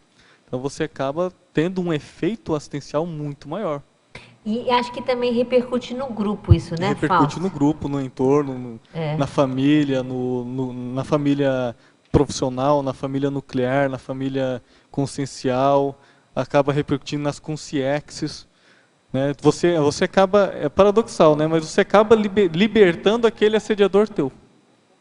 Né? É, bem isso, né? E você acaba cutucando o grupo, né? Cutuca o grupo, porque puxa ele, liberta, né, os assediadores. Então, e acho que também desperta, olha se é que você vai me entender, se eu estou certa, desperta a insatisfação do outro. Desperta. O exemplo. Não é? O exemplo. Aí é o exemplo. Nunca gostei tanto de ficar insatisfeita. Fausto, na página 47, trinomiologia, eu gostaria que você comentasse o trinômio proexológico curto prazo, médio prazo e longo prazo. Como é que você dividiu isso? Sim. Eu diria que um exercício bacana para a gente fazer uma reflexão é o que eu posso fazer a curto prazo, a médio prazo e a longo prazo para otimizar a minha Proexis. Quais são os desafios, quais são as metas, quais são os alvos, o foco, o megafoco que a gente pode dar a curto, médio e longo prazo para otimizar a nossa Proexis. Então, exercício de reflexão, pega um papel, anota, faz esquemas mentais, desenho, planilha, enfim, para a gente ver aquilo que a gente tem de bom, que a gente pode utilizar, que às vezes a gente não utiliza. Tem trafar ocioso, às vezes a gente tem mega trafar composto, utiliza algum trafor para potencializar algum tipo de trafar, a gente nunca se deu conta disso. E a partir do momento que a gente pega um papel, começa a rascunhar uma planilha, enfim, a gente começa a ver e separar. Sim. Que tem coisa que a gente falou, é conta-gota, né? Então tem coisa que eu vejo que é a mega GESCOM. Eu sei que eu não vou conseguir fazer no curto prazo. Mas o que eu posso fazer curto prazo que pode lá daqui 20 anos resultar numa mega GESCOM? Posso começar a escrever verbete, posso começar a escrever artigo, posso pensar no sumário de livro, posso pensar no serviço de apoio da Unescom, posso ir lá, levar o que eu tenho de material. Posso escrever um livro menor. Posso escrever um livro menor. Enfim, tem uma série de coisas que a curto prazo a gente pode fazer. Exatamente. E ajuda na organização, né, de priorizar e não ficar adiando, postergando algo que você poderia resolver logo, né? Muitas vezes, coisas que a gente já poderia ter resolvido, aquilo está fazendo pressão, está te assediando, e você, né, teve a apresentação de um verbete do senhor Augusto, né? A procrastinação danosa, né? Então, é interessante que isso resolve, né, de certa forma, ajuda a organizar. E na polinomiologia, o último polinômio insatisfação, gratidão, reconhecimento e retribuição. Sim. É que a insatisfação evolutiva, ela gera, à medida que a gente assiste, que a gente vê o ponto positivo dela, ela vai gerar muita gratidão, né? Então, vamos supor que eu escrevi um livro, certo? Esse livro, na hora que eu publico ele vai gerar uma gratidão muito positiva. Gera um mini complexo, vamos pensar assim. Ao mesmo tempo que a gente tem um público que vai se ver e vai reconhecer ali, através da sua superação. E esse público, posteriormente, vai procurar te retribuir de algum modo, né? Às vezes até a gente não sabe até que ponto chega isso, né? Porque às vezes até o amparador que está te assistindo na escrita do livro, no futuro, vai te retribuir, né? Por a escrita do livro. Então, acho que a retribuição, o final da ponta desse polinômio é a maçãzinha da cereja, né? Você escreve um livro, às vezes você acha que está escrevendo só para si, quando você vê, você assistiu 1000 consciências, sabe lá quantas consciências que vão ser gratas, vão te retribuir depois, né? Tem alguém aqui? Tem alguém para fazer pergunta?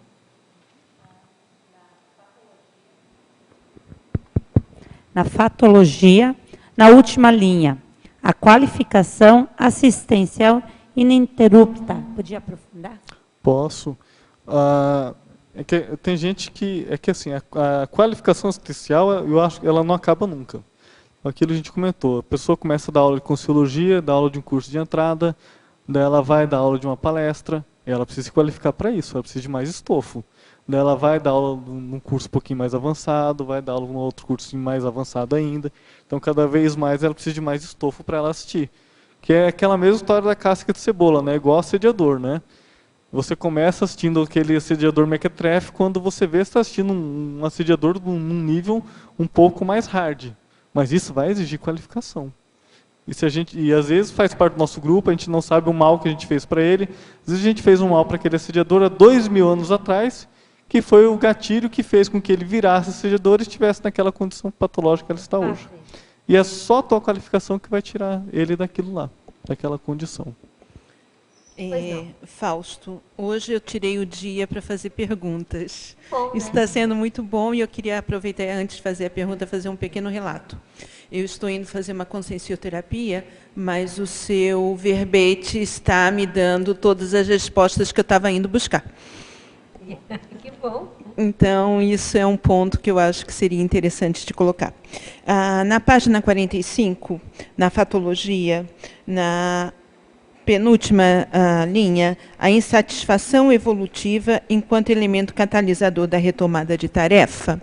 Você considera que o retomador de tarefa ele apresenta um paradoxo dessa insatisfação a maior, exatamente por estar retomando? Ou como que você pensa isso? Eu vou te colocar o meu caso, tá? Eu conheci a Consciologia em 1996. Eu já sabia o que eu tinha que fazer mais ou menos. Eu li livro de inversão existencial, eu tinha muita projeção e por aí vai.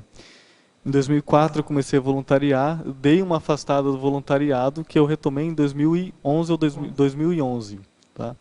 Mas o que me fez retomar aquilo lá? Porque assim, a todo instante, eu diria que semanalmente, eu pensava em Conscienciologia, eu pensava que eu tinha que fazer alguma coisa. Então, o que era isso? Era esse combustível da insatisfação. Era a minha própria insatisfação íntima comigo mesmo, que ficava voltando na minha mente, me assediando, porque eu tinha que voltar e fazer alguma coisa. Então, eu acho que é isso. Essa insatisfação é esse elemento autoassediador, às vezes teu mesmo, que te catalisa, que te impulsiona para você retomar a tarefa. Poderia dizer a maior? A maior? Isso. Como a maior? Todos nós que estamos dentro da Conscienciologia temos um motivador, né? Um fator que nos propulsiona, né? No caso do retomador, eu também sou retomadora e eu observo que eu estou muito mais voltada para superar as minhas deficiências de uma forma muito intensa. Agora que você voltou, isso que você quer isso, dizer? Exatamente. Então, é a maior, né? No sentido de que você parece que quer superar aqueles 10 anos, aquele tempo afastada. Vamos pensar de um seguinte modo, pode ajudar. Você, enquanto consciência, enquanto consciex, é muito maior do que aquilo que você é hoje, ou do que aquilo que você está vivenciando agora. Então, às vezes, você gera essa insatisfação porque você sabe que você pode fazer muito mais e é muito mais do que aquilo que você é agora. Até dói, né? Tem mais pergunta aqui, Oscar? Na parafatologia, poderia identificar qual é a ligação entre a identidade extra e o tema do verbete? Sim. Identidade extra, vamos pensar aqui, aquela identidade daquela consciex, né, que assistiu muita gente e ela tem um reconhecimento de um grupo muito maior e que vê ela. Bom, vamos pensar que essa insatisfação evolutiva te leva a assistir cada vez mais um grupo maior de consciências. E você, por estar escrevendo, fazendo, enfim, dando conta da tua proex e movimentando positivamente, você, de algum modo, vai acabar gerando um público muito grande. E esse público, de alguma forma, lá na frente, vai procurar o reconhecimento em você. Então, às vezes, uma palavra que você escreve, um exemplo que você dá, mexe com aquela pessoa, tira ela da zona de conforto, e esse grupo de consciência depois vai te procurar. E aí gera a identidade extra. Aproveitando, então, aqui na 48, na Caracteriologia, poderia explicar ou ampliar os paradoxos da insatisfação evolutiva aqui citados? Esses 4, né? Os 4. O primeiro é o da carreira, que é aquela insatisfação pessoal com a carreira profissional de sucesso. Esse aqui eu coloquei que é um exemplo meu, né? Uma vivência minha. O que acontece? Eu dou aula no ensino superior há 9 anos. Tá? Eu dei aula em ensino privado durante 6 anos e meio. Fiz um concurso para uma universidade federal, fui aprovado e fiquei 1 ano naquele concurso. Aí o que acontece? Quando eu fiquei lá, quando eu pedi a exoneração, pedi justamente para mudar para cá, uma série de amigos meus, inclusive familiares, chegaram para mim e falaram: Fausto, você está louco? Quando você chega no ápice, no topo do sucesso acadêmico, quer ser professor de uma federal, você pede exoneração. Você não tinha como transferir, né, Fausto? Não tinha como transferir. Porque não tem, federal, não tinha nada aqui. É difícil, é uma série de implicações. Eu diria que o mecanismo não é nada simples para transferência. Podia ter o mesmo curso aqui mas existe uma série de mecanismos burocráticos que te travam. Normalmente precisa uma troca, né? É. E o que acontece? Eu cheguei também lá quando eu cheguei na Universidade Pública, eu vi que nada era tão bonito, não era tão bom, tão legal quanto eu achava que era. Então, por exemplo, o desafio, ele perde. Perdeu um pouco o desafio. Porque você fica na mesmice, você sabe que não pode ser mandado embora, né? Você acomoda, você vai conviver com aquele grupo. É um paradoxo, né? Porque eu ficava pensando, falando, nossa, o negócio fica num rame-rame, tem hora, não sai do lugar, as pessoas dão aula daquela disciplina há 30 anos do mesmo jeito, e ao mesmo tempo ficava pensando, nossa, isso aqui é uma interprisão danada, porque eu sou obrigado ainda a conviver com esse grupo, diria de professores, de diretores, enfim. Você não tem saída, você tem que conviver para o resto da tua vida. Então, 30 anos no mínimo. Eu não achei nada gostoso, entendeu? Não achei nada bom, nada tão prazeroso quanto todo mundo acha que é.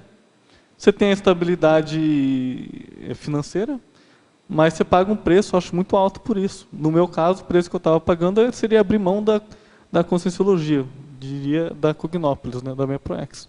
E isso aí eu não abro mão. Então eu pedi exoneração. Tá? E a docência? Essa é a carreira, né, então? Aí a docência. Segundo, a docência, a insatisfação pessoal do docente com Conscienciologia, veterano, levando a escrita da GESCOM. Por que eu coloquei isso? Porque às vezes o professor veterano, você vê lá, tem professor 10, 15, 20 anos dando aula, o cara itinera pra caramba, viaja pra caramba, tem experiência demais, e ele não para escrever a GESCOM. Então é um paradoxo.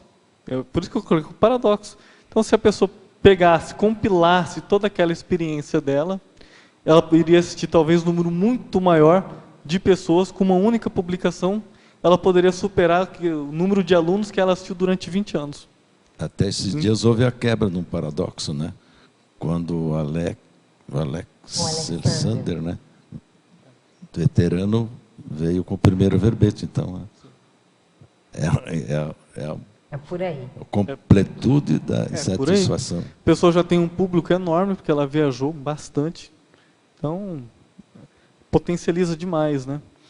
Terceira da TENEPS, que você começa a fazer a TENEPS. A TENEPS, ela te obriga a reciclar, não tem como. Você vê, você desenvolve o teu parapsiquismo, desenvolve as tuas sinaléticas. Então, às vezes a gente vê num próprio convívio, às vezes dando aula, por exemplo, sala de aula, numa relação profissional, você vê aquela tua sinalética te apita, e você vê que o que deu o gatilho para aquilo lá foi alguma atitude tua. Então, eu acho que a TENEPS é o maior, diria, uma maior ferramenta, o elemento catalisador das tuas reciclagens. E aí, claro, a insatisfação dela vai levar a TENEPS 24 horas, e vai levar depois, né, com a desperticidade, com a projetabilidade, enfim, a instalação da OFIEX. E o quarto é o voluntariado, né, a insatisfação pessoal do voluntário, dedicado, aprofundando na autopesquisa, e ela passa a convergir todos aqueles trafores, todos aqueles aportes, tudo aquilo que ela recebeu, para potencializar o voluntariado. Mas de que forma? A partir do momento que a gente começa a convergir para potencializar o voluntariado, eu estou querendo dizer que a gente vai potencializar não só a sua tarefa enquanto voluntário, mas você pode otimizar todo o grupo, potencializar toda a reciclagem de um grupo de voluntários. Agora, Fausto, eu ia te fazer justo uma pergunta desse item 4. O que você acha que gera a maior insatisfação no voluntariado? Os voluntários ficarem insatisfeitos. Você já viu, já estudou isso? Qual seria uma das causas principais de uma possível insatisfação? Eu não estudei, mas assim, o que eu penso, né, que gera? O problema, primeiro eu acho que é o ego, o umbigão. Às vezes tem voluntário que quer aparecer, quer ser melhor do que o outro. Né, então ele se coloca numa posição superior ao do outro, às vezes que está começando. E às vezes a pessoa tem um monte de trafora ali, está querendo mostrar serviço e a pessoa não deixa. E aí entra a questão da posição, entra a questão do prestígio, às vezes dentro mesmo de ser. Não, acaba, porque a gente, enquanto com sim, a gente ainda é muito restrito, a gente acaba repetindo, né, alguns comportamentos e hábitos do passado. Eu acho que o que mais trava, eu diria que o elemento mais complicador é esse tipo de situação. Do ego. O ego. Um outro tipo de insatisfação dentro do voluntariado é quando você já domina aquela área, né? Então, você já fez muito aquilo e acabou o desafio. Então, começa a ter essa insatisfação evolutiva e você querer um desafio maior ou situações onde você vai aprender coisas diferentes. Então, acho que isso também tem, né? A pessoa faz aquilo e acho que o professor Valdo é um grande exemplarista para a gente nesse sentido, né? Começa fazendo uma coisa, a pouco ele muda totalmente, coloca a pessoa no lugar e vai mudando. É verdade. Bem rápido, né? Bem rápido. Ele não... Eu ia falar, nesse contexto, é interessante, né? Que a gente vê às vezes, uma pessoa está lá voluntariando, sei lá, voluntariou 5 anos numa determinada área lá na EC, por exemplo, no financeiro. Aquela pessoa já domina tudo daquela área. Então, eu acho que é a hora que satura e ela pode pegar uma outra área para ela se dedicar. Técnico científico, enfim. E, ao mesmo tempo, ela tem uma oportunidade muito grande, pela experiência e o know-how que ela adquiriu, de formar uma nova pessoa. E puxa essa pessoa. Isso eu acho que é fundamental. E o fator de desmotivação que eu acho também é a pessoa não sentir que ela está crescendo, assim, que ela está... sentir que está estagnada. Então, às vezes, pode continuar na mesma área. Eu vejo assim, porque às vezes é a área da pessoa de especialização, é a área que ela se sente bem, que ela sabe fazer. Mas ficar naquilo, mas fazendo desafios novos, experiências diferentes, ou envolvendo mais gente, desenvolvendo parapsiquismo, a liderança, capacidade de assédio, eu acho que isso motiva também. Quando a pessoa consegue ver um sentido naquilo que ela está fazendo. Mesmo que ela esteja no mesmo lugar, né? No mesmo tipo de atuação. Porque às vezes aquilo se refere à especialização que a pessoa tem também. É a reciclagem então, dentro da mesma área, né? reciclagem dentro da mesma área. Então aí ela vai começar assim a escrever mais dentro daquela área, formar outras pessoas num outro patamar, usar o parapsiquismo num outro patamar também. Porque às vezes aquela área é a área mais afim, que ela tem mais experiência. A questão é a pessoa se sentir que ela está crescendo, que ela está sendo desafiada a melhorar, a desenvolver os atributos, o que for. Né? Não necessariamente mudando de área. Na verdade, não é necessário a mudança, né? É a existencial, mas às vezes Porque às vezes tem a questão do mata repensante da pessoa. Mega trafoda, aquilo tudo, né? Que a gente também, como é voluntário, a gente também tem que ajudar nisso. Mas se a pessoa crescer na mesma área, aí ela vai ter que trabalhar, inevitavelmente, com a questão da recim, da escrita, para a pessoa se sentir motivada. Agora, na sua questionologia, Fausto, você pergunta assim, você vivencia o paradoxo e depois você fala assim, sabe tirar proveito das diversas situações? Então, como tirar proveito? O que eu pensei, se ela vivencia, né? Se ela sente, se ela tem essa insatisfação consigo mesmo, e se ela tem essa insatisfação consigo mesma, ela já parou para ela pensar naquilo que ela tem, por exemplo, daquilo que a gente já falou de trafor, de trafar, de aporte, de algum livro, algum verbete, algum artigo engavetado? Quer dizer, se ela está insatisfeita e ela deixa aquele livro engavetado, ela não sabe tirar proveito disso. Ela sabe que, por exemplo, que a gente tem... E a gente sabe, né, editoras aqui na Conscienciologia, que pode ajudar com ela, revisão, serviço de apoio, enfim, tem N mecanismos para ela tirar proveito disso. Então, quando a gente provoca isso, é uma provocação, né? Se você está insatisfeito consigo mesmo, por que você não tira proveito disso? Ao invés de entrar na depressão, não é isso? Que seja isso uma alavanca, né? Uma alavanca de motivadora de ProEx. Porque assim, não tem... estou em depressão. Beleza, então vamos pensar aqui. Você pode fazer, você pode escrever, não estou dando conta. Você pode fazer consciencioterapia, você pode fazer, enfim, possibilidades e atitudes, diversidade de ferramentas, de técnicas que a Conscienciologia oferece. Você sabe que eu estou escutando você falar e estou pensando, eu acho que um dos itens importantes nesse tema da insatisfação é a criatividade, né? Quando a Ana estava falando ali da pessoa se reciclar dentro da mesma especialidade, é a coisa da criatividade, né? Não é? Atividade, a ousadia, a recuperação de cons. A pessoa começar, porque aí ela vai começar, ou ele, a estranhar a própria forma de pensar, assim, começa a ter ideias que não tinha antes, ou começa a pensar sobre a mesma área com um enfoque diferente. Eu associo isso a essa recuperação de cons. O professor Valdo várias vezes já falou, inclusive para mim, em questão de, assim, você não recuperou ainda os magnos, não. Então, tem uma recuperação de cons, que é básica, quando a gente chega a essas ideias, conhece, e eu vejo que tem uma outra que vai mais no aprofundamento que a gente fizer, em termos racinológicos, de mudança. Tem que ter retrocognição também, para começar a ampliar. Eu vejo essa questão. Agora, Fausto, essa insatisfação, ela é mais, se é que a gente pode falar, pode ser que a gente não possa falar isso, mas ela é mais psicossoma ou mental-soma? Boa pergunta, hein? Na hora que você falou isso, eu comecei a pensar numa outra série de insatisfações. Por exemplo, ela pode ser psicossomática, eu penso, né, a partir do momento que eu tenho algum gargalo emocional que eu preciso superar. Ela pode ser mental somática a partir do ponto que eu preciso escrever um livro. Mas eu estava pensando, ela pode ser inclusive uma insatisfação de uma consciência que está comigo, que quer muito que eu escreva, que eu publique, ou que eu fale alguma coisa. Pode estar no grupo, uma insatisfação do grupo, que espera daquele líder, né, reciclagem, que aquele líder vai reciclar e vai puxar aquele grupo, vai fazer com que, digamos assim, grupos entreguem as suas armas. Então, acho que assim, eu diria que é uma série de tipologias, né, de taxologias de insatisfações. E eu colocaria aí, você falou de criatividade, aqui em cima, mas eu também colocaria a criticidade. Criticidade? Por quê? Isso, porque você tem uma série de informações, né?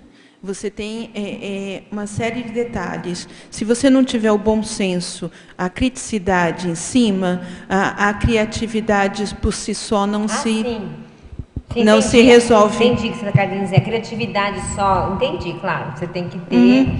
Mas eu estava pensando, enquanto eles estavam falando, eu não sei se a insatisfação, a base, não é o mental soma. Eu penso que é. Porque, claro, é uma manifestação, às vezes, psicossomática, né? Que você tem aquela... Mas eu acho que... Fala no microfone, fazendo favor.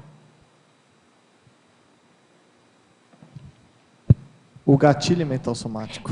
Porque eu acho que essa morosidade da manifestação mental somática que gera essa insatisfação, a doentia, né? Não a positiva, porque você está no lado mais positivo. Mas essa doentia, eu acho que é mais por aí mesmo. Fala, Patrícia. Comentar também, de novo, aí do exemplo do professor Valdo, existe essa insatisfação mental somática, né? Ele falando, eu quero estar lá, vendo como é que os serenões funcionam, quero saber isso, um desafio, um amparador que está lá, eu vou perguntar o que ele fez, como que ele eliminou o último trafar. Quer dizer que essa curiosidade, no caso, é uma insatisfação, mas é de mental soma, né? Que é o lado que ele está querendo puxar. E acho que, por um outro lado, também tem a ver com a própria evolutividade, né? Que é inerente. Faz parte da evolução, da evolutividade. Né? Ok, gente, mais alguma pergunta? Temos aqui, tudo bem, Fausto? Então, a gente está chegando aqui no final da nossa tertúlia. A gente queria agradecer aí ao Fausto pela defesa satisfatória do paradoxo da insatisfação evolutiva, foi ótimo. Queríamos agradecer os tertulianos e aos teletertulianos pela participação. E a gente passa, então, para os nossos recados e obrigada. Obrigado. As pontuações da tertúlia de hoje são 21 assinaturas no livro de presença, 18 perguntas presenciais e 19 perguntas respondidas online. Hoje nós temos um recado. A Elisa, com workshop de clarividência retrocognitiva. Boa tarde a todos. Hoje estou aqui para divulgar o workshop de clarividência retrocognitiva, que será ministrado no dia 6 de dezembro de 2014, sábado que vem, aqui no Discernimento, em Foz do Iguaçu, no horário das 15 horas às 19h30. É um curso sem pré-requisito, por isso convidamos a todos interessados em aprofundar a vivência lúcida na retrocognição, a partir da ativação do frontochakra, e pesquisar informações acerca da holobiografia pessoal através do parapsiquismo consciente. E um dos tópicos pesquisados, abordados, será o trinômio, clarividência, holosfera, holobiografia e o exercício do crescendo clarividência facial, pangrafia ser e exológica. Então, não percam, próximo sábado, dia 6 de dezembro, aqui em Foz do Iguaçu. Obrigada. Para amanhã, teremos o verbete Inteligência Autoconsciencioterápica, especialidade Autoconsciencioterapia, e o verbetógrafo Marco Antônio Almeida. Obrigado e boa tarde a todos.